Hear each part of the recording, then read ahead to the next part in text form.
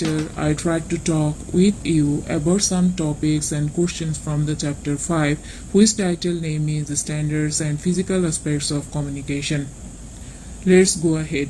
In today's lecture, I will try to discuss about some other topics from this chapter. After completing this lecture, you will be able to understand number 1, meaning of other visual tools, number 2, audio-visual method, number 3, the purpose of using graphic and visual tools, number 4, criteria for using graphic and visual aids, number 5, advantages of visual communication, and our last topic is disadvantages of visual communication. So our first topic is other visual tools. Beside the previous ones, there are some other visual tools such as chalkboard, whiteboard, flip chart, overhead projector, and the last tool is multimedia projector. Now we are going to learn about different types of other visual tools. So our first tool is chalkboard. The chalkboard is a standard visual aid that has been used to more than a century. And then whiteboard. A modern version of the chalkboard is whiteboard. Marking pens are used to write on it, and eraser or duster is used to erase it. And then flip chart. It's like a large notepad and is mounted on easel with adjustable height. Visual support material can be written on this chart before or during the presentation. After that, our another tool is overhead projector. Those are lightweight and can travel easily. They can be used in a lighted room. While using these, we can easily maintain communication with the audience. And our last visual tool is multimedia projector. A modern version of overhead projector is multimedia projector. The initial purchase of projector is expensive, but the materials are inexpensive. When using the projector, we can easily maintain the communication with the audience. So, our another topic is audio-visual tools. It refers to training or educational materials directed at the sense of hearing and the sense of sight, especially used in the classroom, such as slides, movies, video cassettes, and so on. Our third topic is the purpose of using graphic and visual aids. So the purposes are as follows. Our first purpose is to augment the presentation. The use of graphic and visual aids will help you to support the presentation. Number 2, to clarify meaning. These aids are also used to clarify the meaning of the discussion. Number 3, to gain attention. Graphic and visual aids help you to hold your audience's attention back. Number 4, to add variety.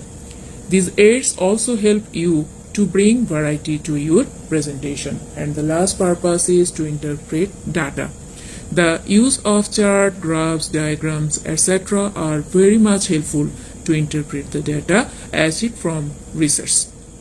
So at last we can say that before using these aids, you must determine and consider these things clearly.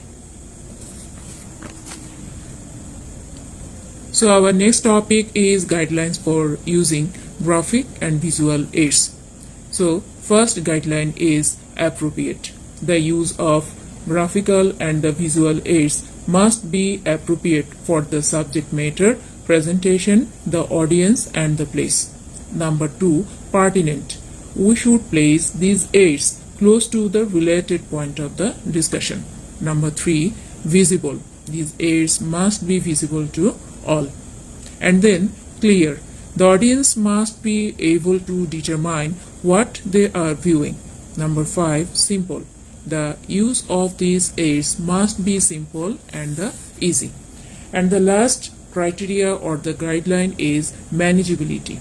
Manageability is also an important consideration to you as a speaker. So at last, we can say that these guidelines are very much important while using graphic and visual aids.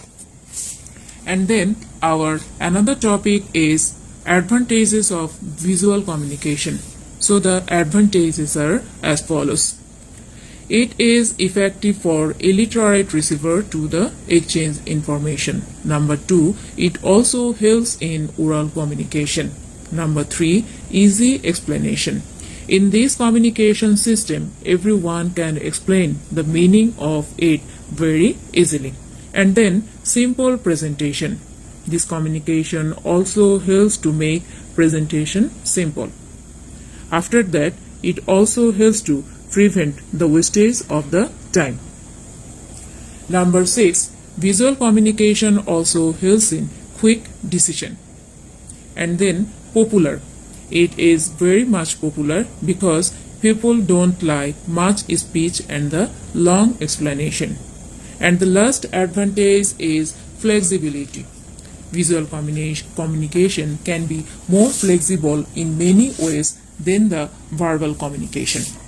And our next topic is disadvantages of visual communication. So the limitations are as follows.